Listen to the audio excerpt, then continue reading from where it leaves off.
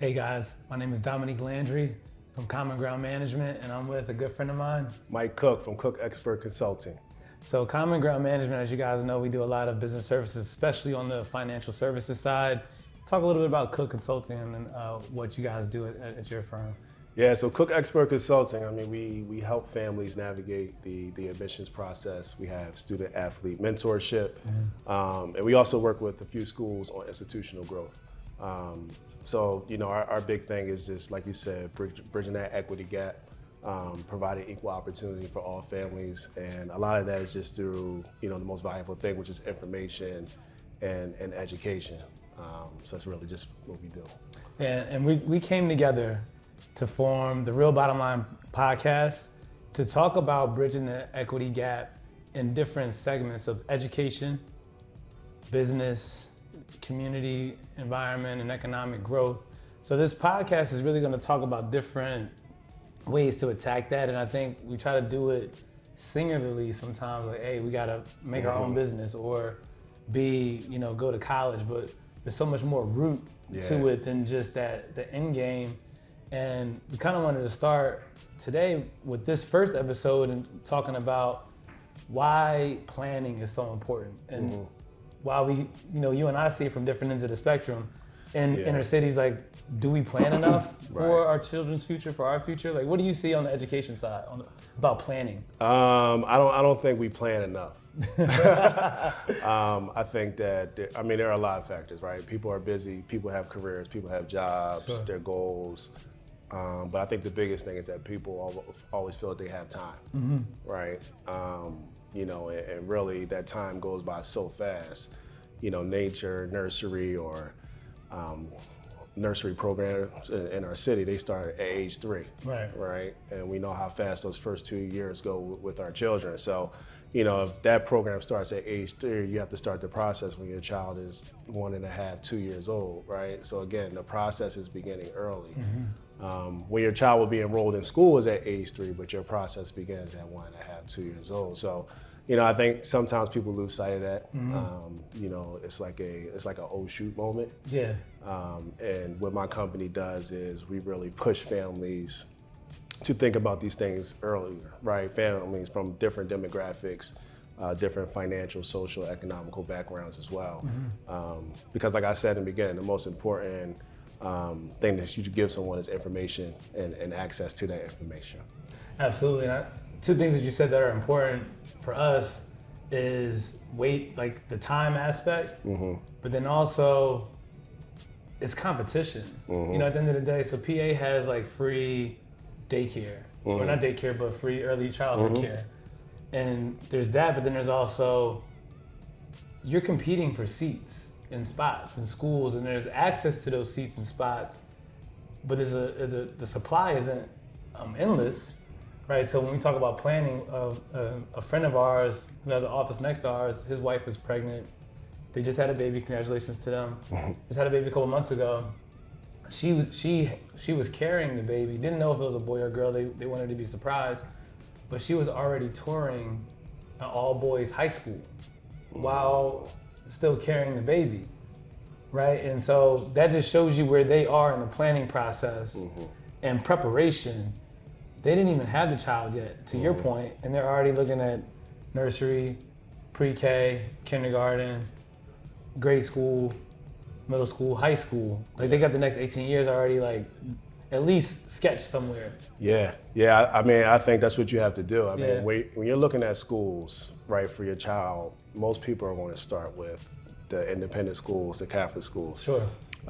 These schools are going to cost you some money, right? So it's an investment, right? You want to know where your money is going. Have the conversations with these schools even before the child is born, right? Because for the most part, you're going to be paying from $5, $10, $20, $50,000 per year for your child's education. Right. So you just want to make sure that it's worth it. And again, all about gathering that information, having the right conversations, meeting the people that's going to take care for your child.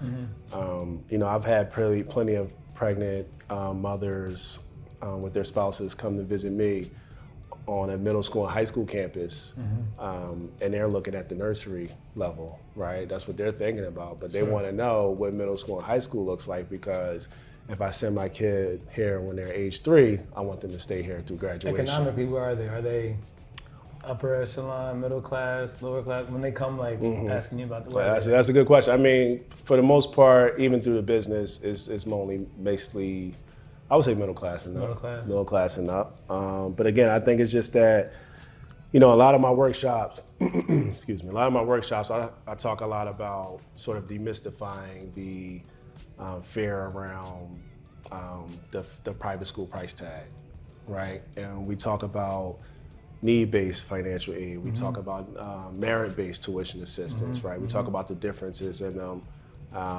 So I give people a lot of information around those things, and I do get a lot of positive feedback, but I think that the information is impactful. Yeah. If families just feel more confident sort of going ahead with the process. So again, yes, those families do come and visit early, but I think, the more people that are spreading the information of you can afford private school, this option is available for you, and there is a space for you and your child, regardless of your financial situation. I think more people from lower income families will look at those options. Yeah, and then we're not necessarily talking about only private school, but when you look at a city like Philadelphia, in 2023, we closed 24 public schools. Recently, they're having conversations about closing even more public schools, right?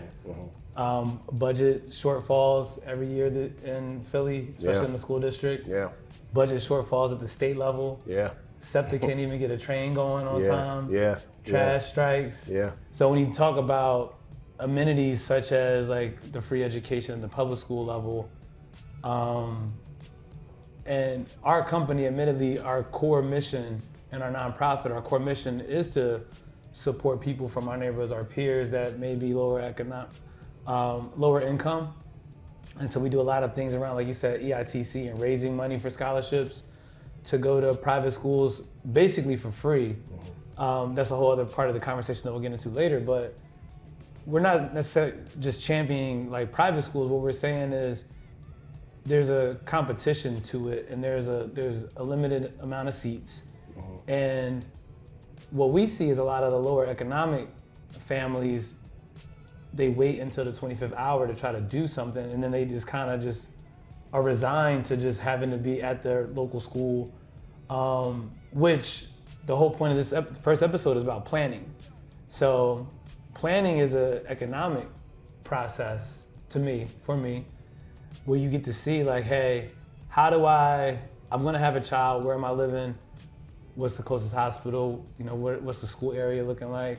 There's parts of Philadelphia where families literally move just to that part of the city to go to that public school. Yeah. Marion, was it Marion? Which one? Meredith. Yes. Meredith. Then you have people that are like, yo, I don't really have control over that. I'm just gonna catch it how it goes. So part of what we're trying to do today on the first episode is come up with solutions. To me, I'm tapped out. Do you? No, I mean we deal with it every day in the office. Like, do people want to know, or do they not care? Like, how do you feel about when you get a family that's coming in from the inner city and you know you have the answers, and you're giving them basically giving them the answers to the test? Yeah. Do you feel like they're ready for those answers, or do you feel like there's something missing in the equation? Like, why is it so hard to kind of convey? Yeah. You're competing, number one, you have to have a plan, and this whole system is pretty much rigged for you to have the least amount of support. Yeah, I mean, I honestly think it's a mindset, to be honest with you. Like, if I go to a family and say, you can't afford private school, here's why, they may be on board in that moment. Sure. Right? But after that moment passes, if I don't stay on top of them, if I don't follow up, life gets in the way. Right, the job gets in the way, childcare gets in the way. There's just different things that sort of gets in the way. So, just going back to everything happening in the city, in particular the school closings. The first one, like you said, 2013. Now there's the threat of a new one happening now. I think the solution, honestly, is just to speak up. Okay.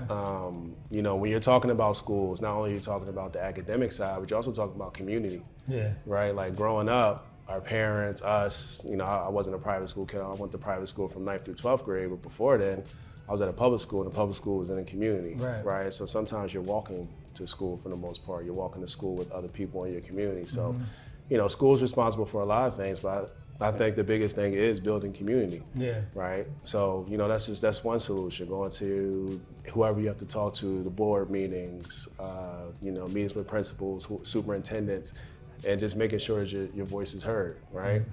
About 30% of people in Philadelphia, they don't have access to cars. No, that's right. right. So yeah, let's say your school is moved outside the community. How are you going to get your child to school on time? How are you going to get your child to school every day? Middle school, high school years, you don't really have to worry about it with public transportation. Yeah. But it's going to be a hassle, man. It's going to be a hassle, and I think a lot of families are going to have a lot of tough decisions to make. But a solution to that is, going and speaking up. They are being legally investigated. Yeah, for failing you, right? Criminally investigated, criminal charges. This is the school district of Philadelphia we're talking about. They have no choice but to be accountable, but to be held responsible. And if you just sit by and not go to the meetings and say it'll just get figured out, it'll never get figured out, right? So use your voice. Make sure that you are pouring everything into your most prized possession, which is your child, to make sure that the next 10, 15 years of your child's life is going to be on track.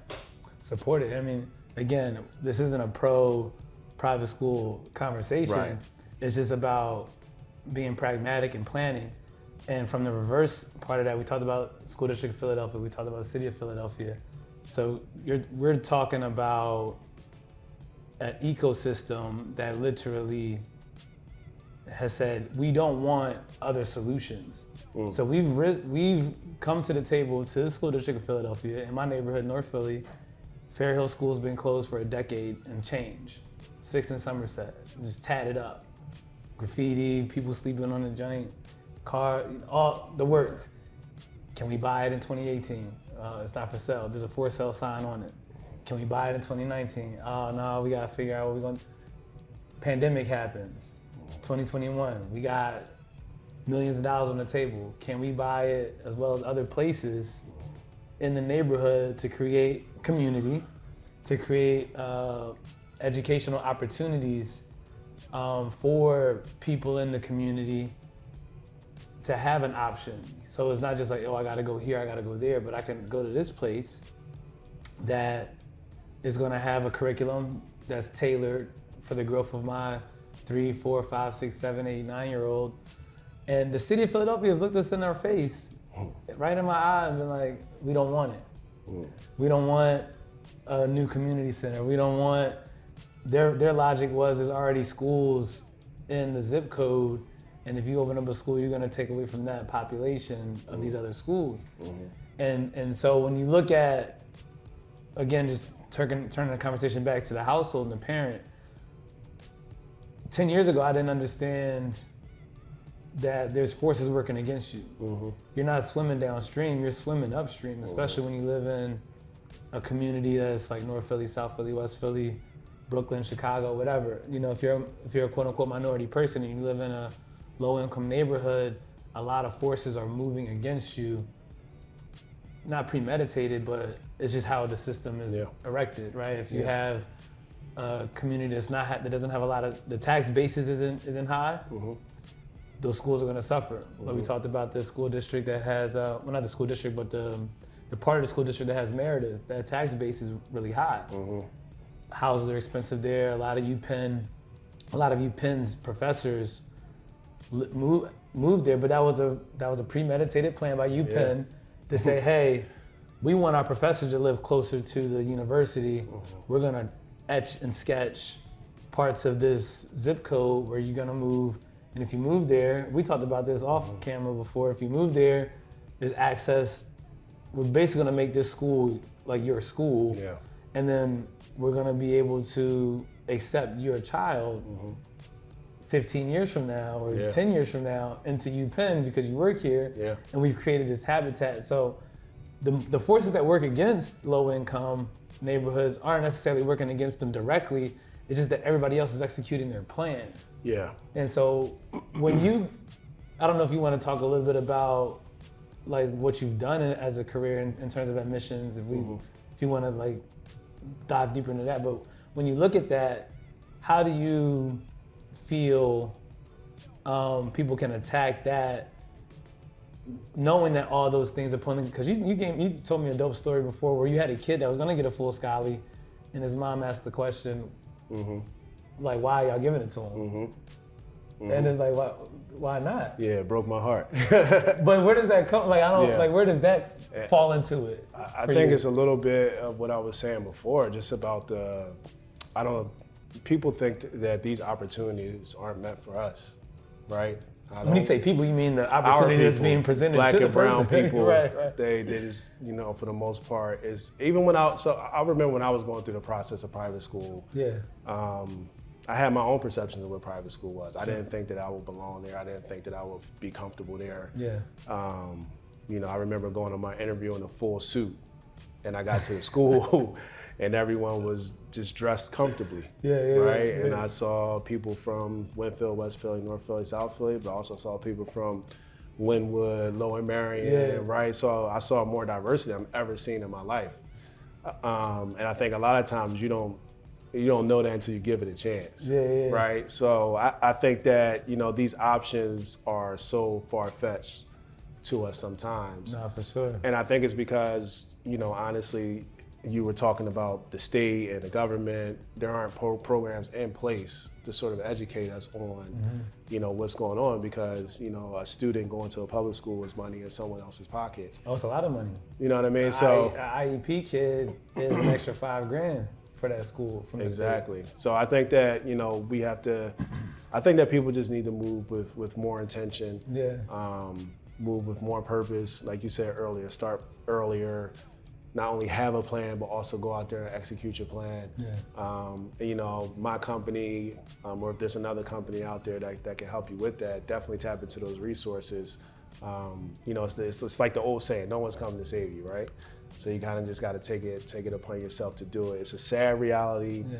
And I'm not just saying go out there and do it. I'm actually here to help you. I'm a kid, was born in West Philly, moved to Darby. We were on Section 8, divorced parents, right? I have a similar story to a lot of people, right? And I was presented this opportunity and I just took it. My dad took it from me. So, that's why I'm really big on parents just sort of stepping up for your children, because I know how much it worked out for me. And I think that's the key, because we're here now because of like private education to an extent. And I started laughing when you said that, because my first day at St. Joe's University, I wore a suit and a tie, a shirt and a tie to class. 8 a.m. class. I walk in there, like, so I was like, oh, okay, y'all, that's not what you're supposed to do. I was like, damn, that's not how you're supposed to rock. Because, that's what you think. You think, like, all right, I'm in college, you gotta go, you gotta be dressed. And they in there in pajama pants, some Uggs on. But that's how they came from that environment, and a lot of private schools, you had to wear the jacket and the tie. So in my mind, I'm like, okay, cool, that's how we rolling. And no, it's a different environment. But that pivot point for me, coming from public, going into like a Jesuit private institution, was like, okay, cool. I didn't understand what I didn't know. Like you mentioned earlier, I didn't know what I didn't know until I'm there. And I'm like, oh, where y'all learn that at? Or how'd you get this? Or your parent, and they're driving up in G-Wagon. So I'm like, oh, it's a completely different world than what I had experienced, ever in my life. But being able to say, okay, cool, let me take notes on not where they come from, but how do I close the gap? And it's been like working and then being around people, be like, okay, cool. I've been fortunate enough to learn a lot of things through trial and error, through being in different rooms, being around different mentors, and then you take that back. So my goal is always to bring that back to my neighborhood and say, okay, cool, check it out. This is what we can take advantage of. This is what we can do. This is how they run it on their side as far as economically and governmentally. This is how it's being worked. Maybe we didn't have a translator to translate that for us. Well, here we are to do it. So that's why our mission was always, let's create better educational platforms that bled into creating more education for the parents, that bled into here goes opportunities for work for the parents that lead to, okay, you can support your household, because you mentioned it, you know, before, something as simple as Sundays we got to do wash. You don't have a washer and dryer in the crib. You got to go to the laundromat. You don't got a car. I mean, you got to jump on a bus. You got to walk. And I had a conversation with a colleague of mine a long time ago, 10 years ago. She was a zoning attorney, and she said, I didn't realize how well I had it until I talked to somebody and they just told me how hard it is for them to wash clothes. Like a mother of three, just gonna go wash clothes on a winter night. So yeah, you gotta, how you get in there? And so all those things lay on the front of your brain, you know, you're in survival mode. We get it. Like that's where I came from. I'm a single parent household. You know, but when I was old enough, I was like, yo, you gonna go wash the clothes. I ain't going outside. You gonna take the And that was that's something I enjoyed doing, and I still enjoy doing it because it's like nostalgia for me a little bit. But I'm also in a room, in the laundromat with people, even though I'm in the same physical space as them, mentally and experience-wise, we're like light years apart. So the thing that I found that was difficult, and you may have found it similarly difficult, is when you can be in the same physical space as somebody, but the knowledge gap and experience gap is so wide. How do you like convey that message? Like, no, there really is $45,000 on the table here for your child to go here for free. Or no, that we really do have $10 million on the table to make your community better. All you need to do is support it and not just default back to somebody's gonna save me, because the government doesn't help. How do you find yourself trying to switch the pitch, I guess you could say, day in and day out? I mean, it's just patience. It's patience and consistency. Running out of it. I think that, you know, one thing is, like, I've always valued the saying, like, if you reach one person, you've done your job. Done your job, because one person in September, maybe 10 people in December, just through word of mouth and proof of God concept. Bless you, brother. God bless you. You know, if we are in the laundromat and we are having a conversation, and, you know, the only reason why I'm on this, I don't know, level of mentality that you're not is because of my experiences, right? So it's my responsibility to share those experiences with you, right? Just like somebody did with me, right? So it's your job to listen and take it in, but if I do my job, share those experiences, there may be a person standing the next washer or dryer listening to me talk, right? They may not be responsive, but they may indirectly get the message. So I think that, you know, I know I keep saying it, but I'm a big proponent of just having information and also sharing it, right? You know, me now, you know, when I see some of my teachers and people that knew me as a teenager, they're just like, I'm proud of you, right? Or they're shocked by some of the conversations that we're having. But, you know, I had that experience at Friends Central, but then I took my life to college, and then I was, you know, here, I was all around the country, right? So, you know, I had a different experience than most. So again, coming back, being settled, having kids of my own, you know, I just feel like it's my responsibility not only reach back to people younger than me, but also my peers, right? Who are now parents, who are now trying to provide. You know, you spoke a little bit about that parent that has laundry on Sunday and has to go to the laundromat, right? You know, so instead of them scrambling to get the process done, I try to make it as easy as possible. You know, this is everything you need. Here are your dates. Here's your calendar. Take it from here. Call me if you need me. Right? So, you know, on some parts, I want to make sure that I'm being the coach. I'm giving them the game plan. I'm making sure they have everything that they need. But I also want to hold you accountable, because that's not my child, and we need to build up ourselves in that way. So, but how do you build that accountability piece? Well, not letting you get away with anything, right? So I give you the game plan. Here's what you need to do. If something is due on December 2nd, I'm calling you November 20th, making sure that you're on top of it. And if you're not on top of it, I'm gonna call you again November 21st. I'm gonna keep checking up on it, because that's my responsibility. Right? And then you may finish the process, you'll hate me, But if your child gets accepted to that school, you're going to love the process, right? Right. So I'm all about the end goal. I don't want to be liked or loved. Yeah. I think that I want my work to be appreciated, and you know, I've been a captain on basketball teams. You know, I've been called a jerk as a teammate, but I've also won a lot on the basketball court. No, for sure. And you know, I've just demanded a lot of myself. I demanded a lot of my teammates. So I just carry that into now, right? And it's not because I think I'm better than anyone. It's because I actually care. I care about you. I care about your child. I care about our community. I care about communities that I didn't grow up in, right? I just care about people in general, and I want to see people win. And what better way than that than through education or through business, what you're doing.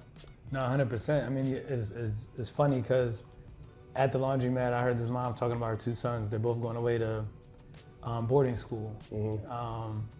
And I didn't, like you said, it was like the reverse. I didn't jump in the conversation. She was talking to somebody else. So she didn't mention the school, but let's assume it's Church Farms, right? Okay. She did say it was like far away, well, out of the city. So it was dope to kind of hear her talk about, and she seemed to be like a young mom, like, hey, my babies are leaving, they're gonna experience the world differently at this boarding school. And you know, one has aspirations to be in the NFL, another one, you know, younger, he's following suit.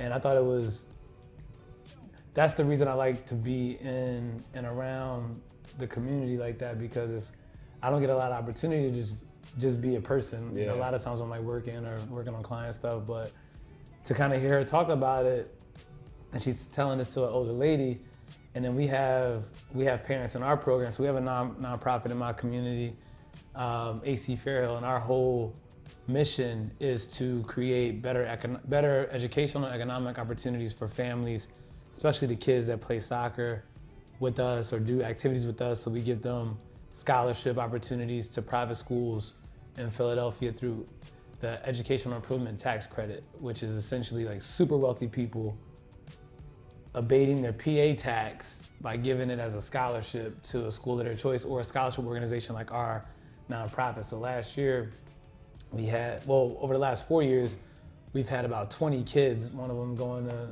you know, Friends, but about 20 kids get EITC money, 12 of them going to the prep, you know, basically for free. And one of them's coming off a fourth in Lehigh, and he's going into his junior year. And, you know, just those opportunities, like you said, if you can do it for one kid, it's like doing it for the world.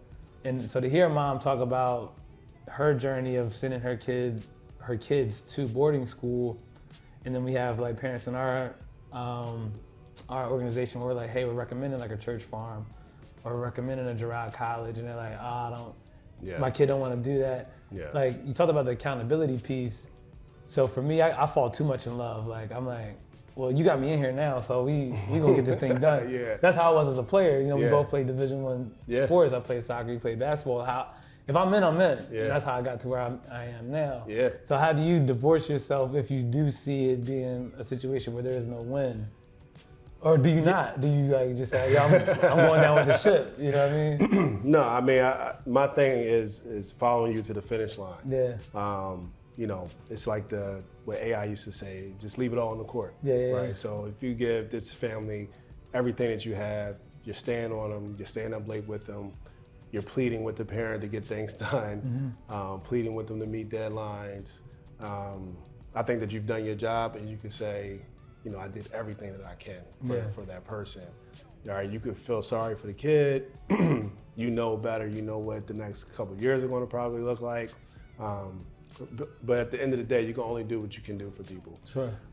And I think sometimes when you do care, when you do get too invested, it's not always a bad thing, but just, like you said, you just have to learn, or we all have to learn when to divorce ourselves from the situation. So, like I said, as long as I give 110% to every person I encounter, especially every person that I work with, I think that I feel pretty satisfied. You know, fortunately for me, I haven't run into that person yet, that client yet. Okay, cool. Good. Thankfully, man. I think it's also just a different ball game where, you know, you're probably focusing on 100 different things. Yeah. Right. With me, it's just the process. Yeah. This is what this is. This is what that is. More the education piece. Yeah. You know, I'm not telling people go to this school, go to that school. I just want to get you through the process the best way possible and be available to you as a resource. So, you know, for so far it's been good. Knock on wood. But if I do come across that, you know, I just got to be happy with giving someone 110%. Just, you know, the results being what the results are going to be. So, perfect world scenario, and it's for the audience, for people that may be listening to have a kid that's 1, 2, 3, 4, 8, whatever. Perfect world scenario. How do they know when it's appropriate to go like boarding school?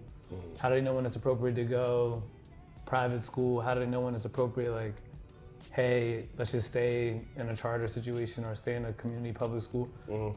Perfect world scenario. They're playing the cards right. They're planning. How have you seen a parent know like what's the right fit?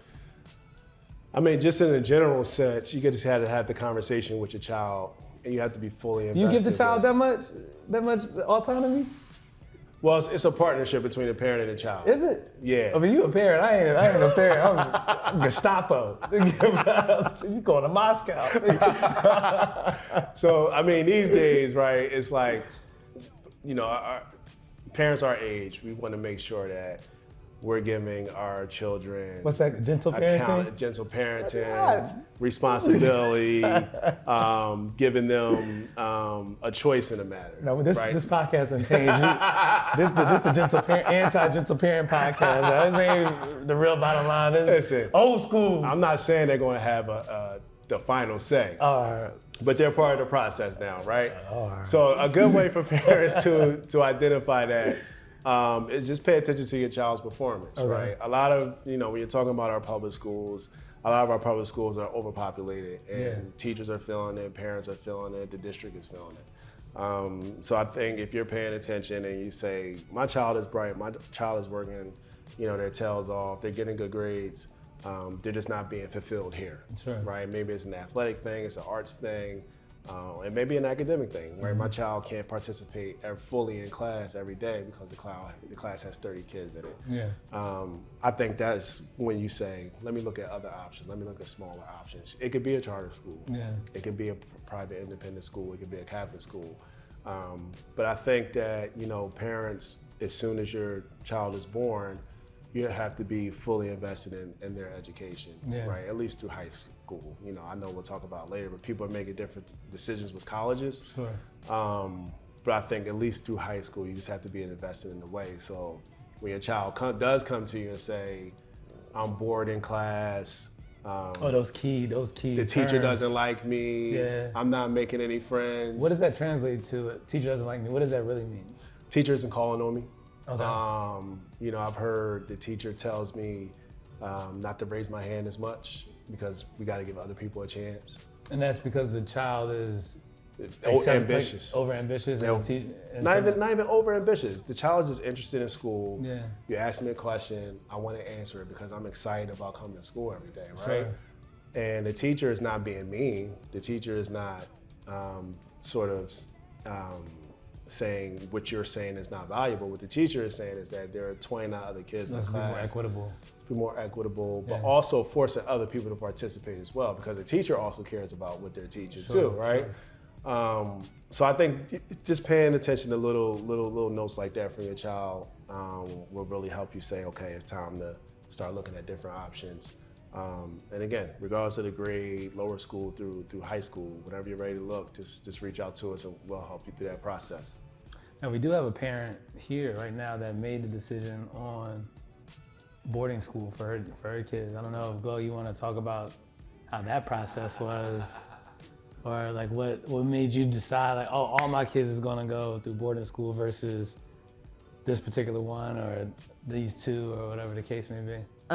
Well, all three of my kids went to boarding school, and like you stated, it started with my oldest son, who is now 32, but he was in the 4th grade, and exactly like you said, he was bored. He wasn't being challenged enough. So I got a call from the teacher, and the teacher said, hey, he's not being challenged. He's done his work early or sooner than everybody else.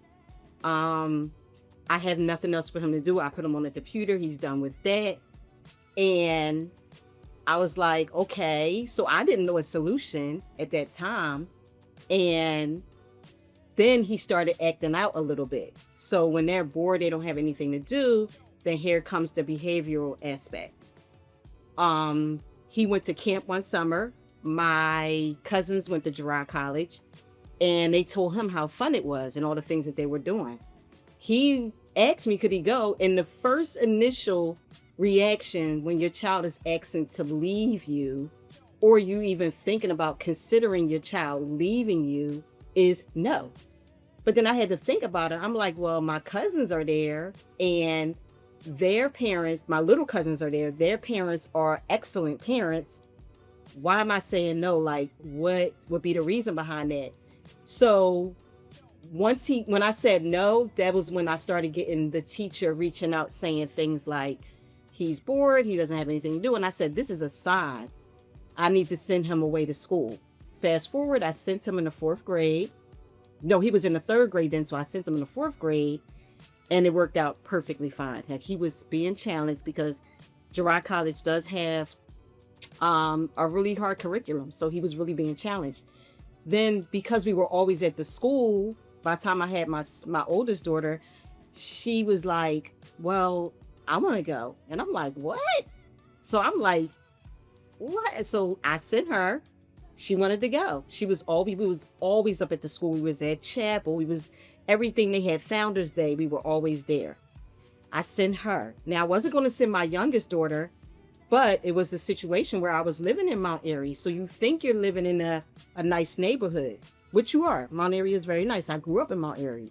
So I actually was living back where I grew up. I was living in Mount Airy, and I sent her to the same elementary school that I attended, thinking, because this is a great school.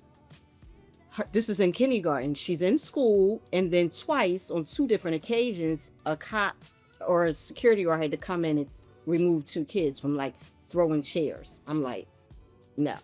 Then she got pushed down a few times. So every time I would pick her up, she had this scared look, like she was terrified of playing in the yard or playing with the kid because she was scared she was going to get knocked down. And my son and my daughter, my oldest, they said, you might as well send her to Girard. I'm thinking, well, at this time, I didn't really need to. So let's say Girard College is for single parents. Even though I sent my son and my daughter, it was very helpful because it allowed me to work extra hours so that I could pay bills and rent without like not having to run and pick them up from daycare. So it was a godsend.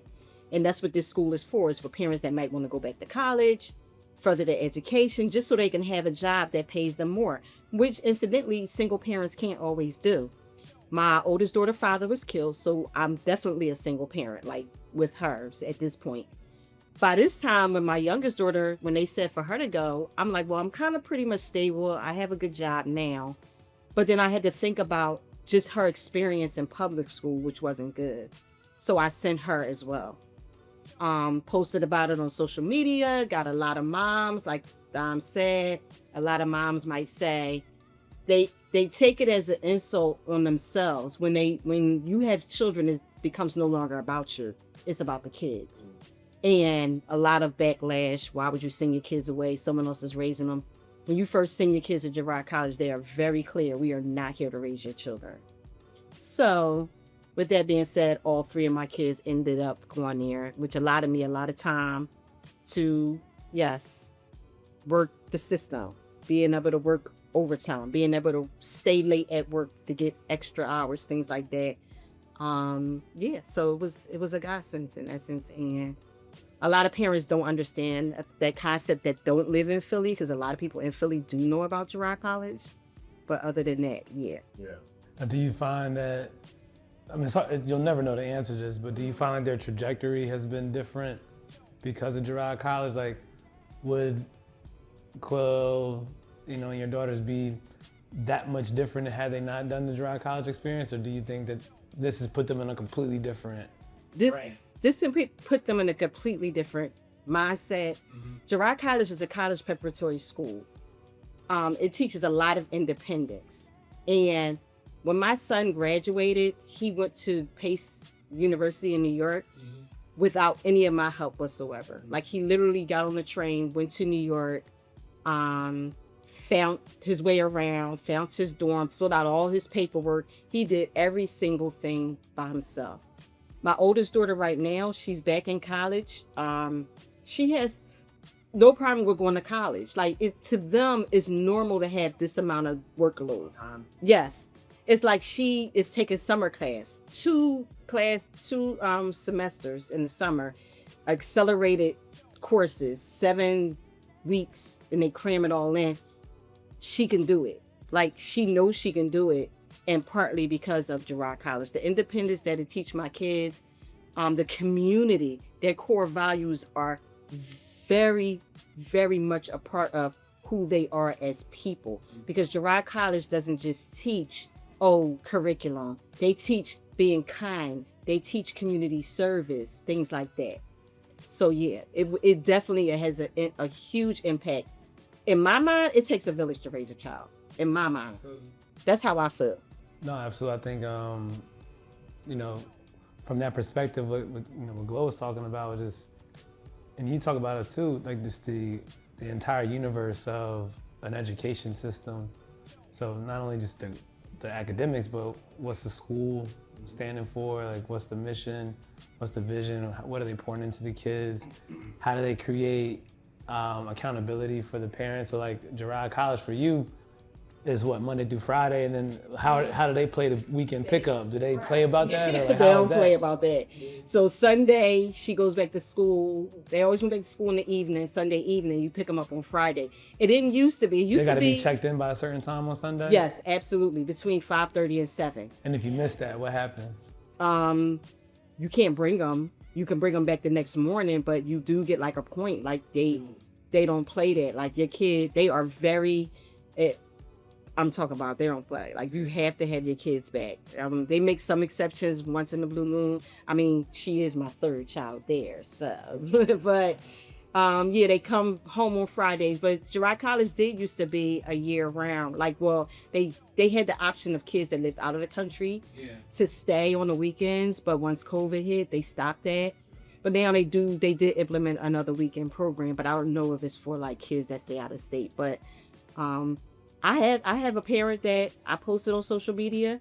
She lived in California. She's in law school. She moved all the way from California to Philly because she know that being in law school is going to take up so much of her time that she put her daughter in Girard College and moved across always from California to Philly. And I helped her with everything. I helped her with the admission thing. I helped her find a place to stay, to rent a house. And now I'm helping her. I helped her get a job. She's going to be working in the fashion district. I just sent her all the information. Like, here, I think they may be hiring. How old is her child? She is 10 or 11, I believe, here. Yeah. When we talk about planning, but that's the thing, like, as we conclude this first episode, the whole point of this episode was take this concept of arc, trajectory, plan, and creating an equitable opportunity. And Gloria just kind of talked about a scenario where this woman, a friend of hers is like, hey, the best opportunity for me is to be able to have my child do boarding school Monday through Friday while he or she's doing that. I can further my education. So I'm thinking in terms of decades, or like 5, 6, 8, 9, 10 years, as opposed to Monday to Tuesday.